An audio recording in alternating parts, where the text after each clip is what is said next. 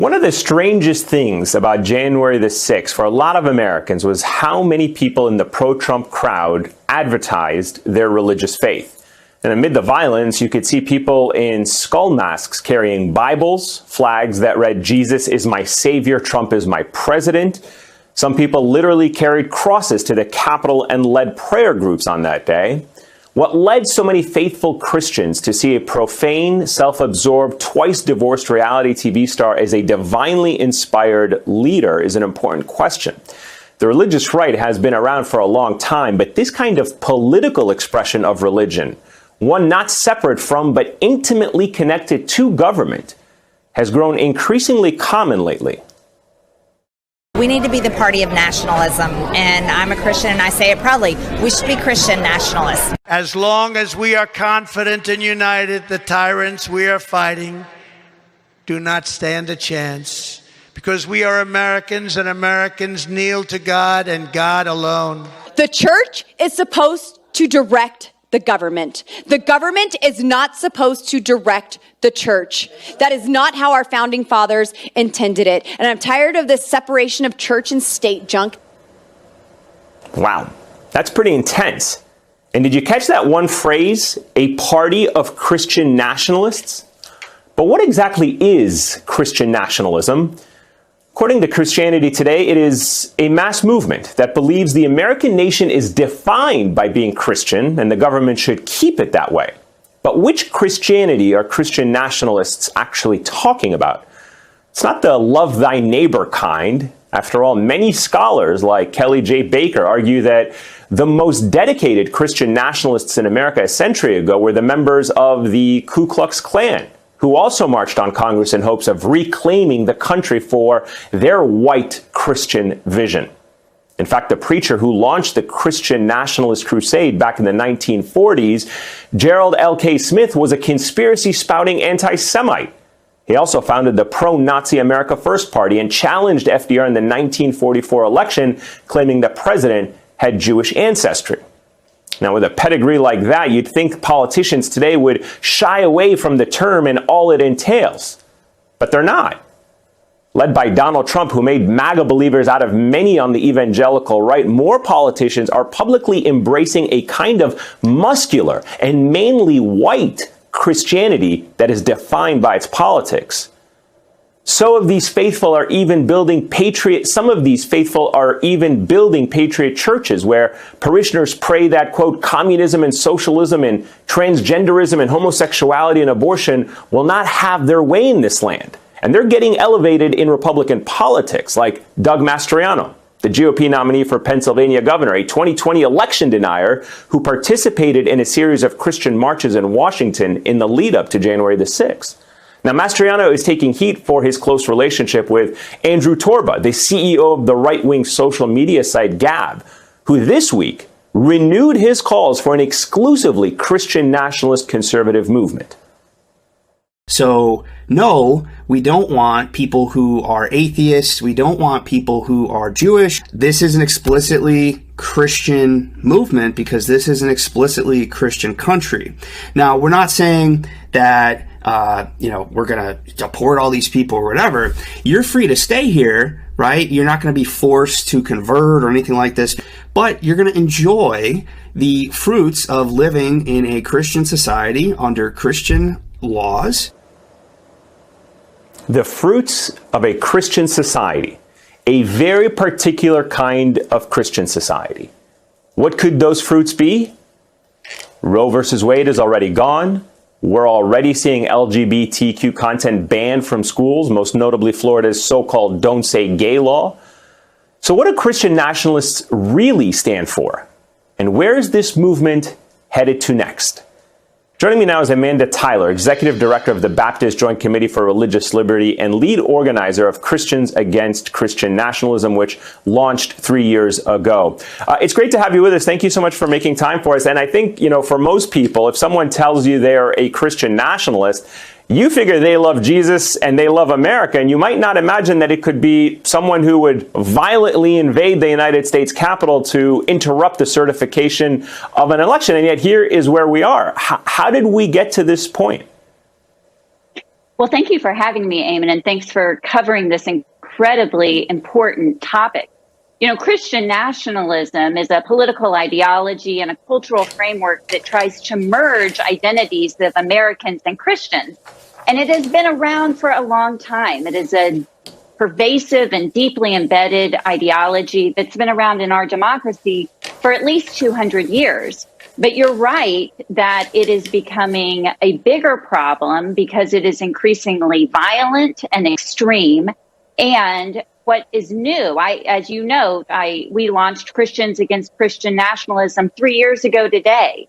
And what is new, as in the past couple of weeks, is that politicians are openly embracing this term of Christian nationalism. We're at a point that Christian nationalism is not just pervasive, but normalized. And that's the reason that it is so important that those of us who oppose Christian nationalism speak up now and speak up loudly about its concerns. I really point to both the rise of misinformation and the rise of extremism in the wake of January 6th as the leading cause for how we have seen Christian nationalism take an even more troubling turn over the last many months.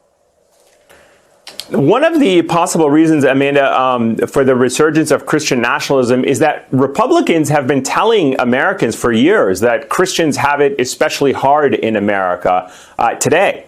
And, you know, the Supreme Court Justice Samuel Alito, who wrote the Dobbs decision overturning Roe versus Wade, alluded to that same thing in a speech in Rome this week. Watch. Religious liberty is under attack in many places because it is dangerous to those who want to hold complete power. There's also growing hostility to religion, or at least the traditional religious beliefs that are contrary to the new moral code that is ascendant in some sectors.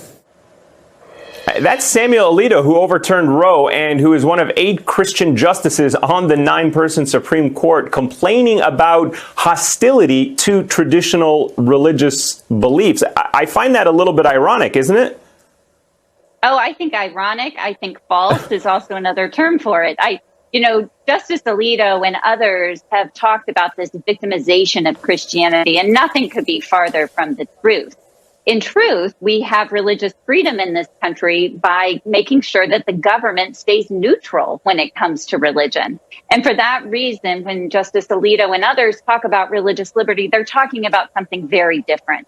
They're talking about religious privilege, and in some circles, they're talking about Christian nationalism, an ideology that would say that this country was founded by Christians in order to privilege Christianity. That counters the constitutional text that said there would be no religious test for public office in Article 6, as well as the First Amendment to the Constitution, that Congress shall make no law respecting an establishment of religion or prohibiting the free exercise thereof. Justice Alito and others like to focus exclusively on the free exercise clause. And as they did in several cases this year in their term, they are reading out almost any meaning from the Establishment Clause. And in doing so, they are taking away half of the protections that we enjoy for religious freedom. And all of our religious freedom suffers because of it. And that is deeply concerning. And so we've seen this court abandon church-state separation principles of no establishment, and therefore protections for religious freedom at the same time that we've seen this incredibly troubling and increasingly violent form of Christian nationalism in the culture at large. I look at some of the cultural war issues that we're seeing in this country right now, whether we are hearing about books being banned for teaching American history critically, warts and all, or for having LGBT content.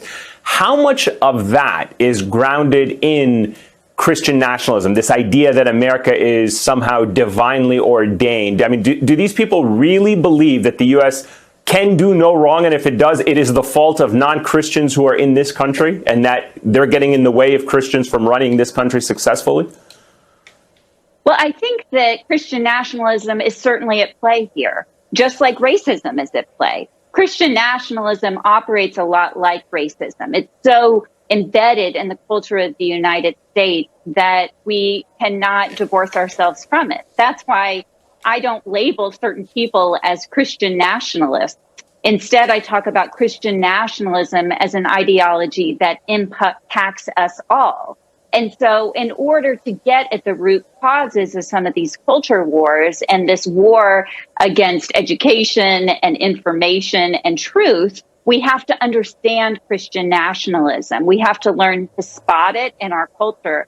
And that was one of the main motivating factors of launching Christians Against Christian Nationalism, to help Christians and others learn to recognize Christian nationalism for what it is and to learn to spot it when it comes up in their communities, in their churches, in their social media feeds, in their school board fights, and all of these other places. So I think that if we are going to get past this really fractured point in American society, we have to grapple with Christian nationalism and understand the role that it's playing in these debates. This month, you probably saw this. ProPublica revealed that the conservative Christian group known as the Family Research Council, which has actually been around for decades, it's not something that is new, applied back in 2020 to be called an association of churches for tax purposes. And the IRS under Trump actually agreed. And I wanted to get your thoughts on just this intersection of, Christian nationalism and money and power and the role that, federal agencies like the IRS have to play in here in trying to help regulate this, that organizations do not exploit this attempt of churches being tax exempt when they're not really churches and kind of pseudo-political organizations. Well, you're absolutely right that Christian nationalism is all about power. That's why the Christian in Christian nationalism is not about religion. It's about identity and power. And of course, when we think about power, we think about our elections. We think about the importance of money in elections. And this is one of the big drivers behind one of former President Trump's #1 policy goals, and that was to in something called the Johnson Amendment, this piece of the tax code that would keep partisan politicking and money in elections out of houses of worship and other 501c3 tax-exempt organizations. So I'm not at all surprised to learn that the Trump IRS would grant this special tax treatment for a group like Family Research Council, or that they would make a larger move to allow election money to be run through the coffers of houses of worship. Now, fortunately, that campaign promise of former President Trump never came to fruition. And that's because the majority of houses of worship and other 501c3 nonprofit organizations do not want to be the political pawns of campaigns and politicians. So this was a reform of the tax law that the churches and other houses of worship did not want, and that was unsuccessful. But it's something that we have to be aware of and, stand against if there are any future attempts to try to turn our houses of worship into PACs.